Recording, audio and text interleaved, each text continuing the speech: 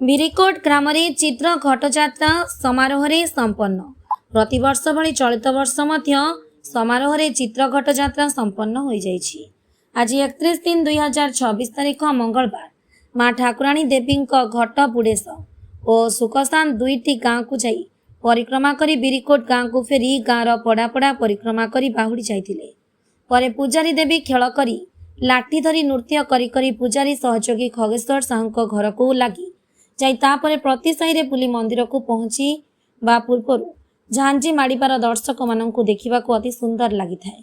ଏହାକୁ ଦେଖିବା ପାଇଁ ଅନେକ ଦର୍ଶକମାନଙ୍କ ଭିଡ଼, ଭକ୍ତ ଶ୍ରଦ୍ଧାଳୁ, ଅନେକ ଦେବାଦେବୀ ଖେଳ କରି ଝାଞ୍ଜି ମାଡ଼ିବାର ଦେଖିବାକୁ ମିଳିଥିଲା।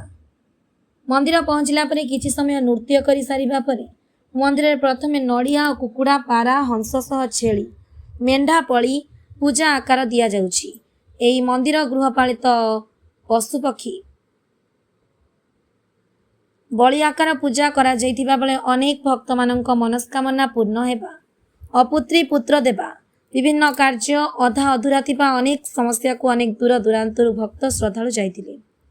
ଉକ୍ତ ଯାତ୍ରାରେ ଶହ ଶହ ଭକ୍ତଙ୍କ ପୂଜା କରିବା ପାଇଁ ଯାଇଥିବା ବେଳେ ମନ୍ଦିରର ପୂଜାରୀ ବନ ପୂଜାରୀ ତାଙ୍କୁ ସହଯୋଗ କରିଥିଲେ। ଖଗେଶ୍ୱର ସାହୁ, କୁଲ ପୂଜାରୀ, ରାଜକୁମାର ପୂଜାରୀ, ମହେଶ୍ୱର ସାହୁ, ଦୈତାରୀ ରାଉତ, ଦୀନବନ୍ଧୁ ରାଉତ, ଜଗବନ୍ଧୁ ରାଉତ, ମାନୁ ପୂଜାରୀ, ଋଷି ରାଉତ, ଭୂତୃପରା ଭୋଇ ପ୍ରମୁଖ ସହଯୋଗ କରିଥିଲେ। ରାତିରେ ଦର୍ଶକମାନଙ୍କ ମନୋରଞ୍ଜନ ପାଇଁ ସାଂସ୍କୃତିକ ନାଟକକୁ ମା ଡୋକ୍ରି ପୂଜା କମିଟି ଆୟୋଜିତ କରାଯାଇଥିବା ବେଳେ ଶାନ୍ତି ଶୃଙ୍ଖଳାରେ ସମାପନ ହୋଇଥିଲା। ମୁକୁନ୍ଦ ନାୟକଙ୍କ ରିପୋର୍ଟ, ଫାଷ୍ଟ ନ୍ୟୁଜ୍ ଓଡ଼ିଶା।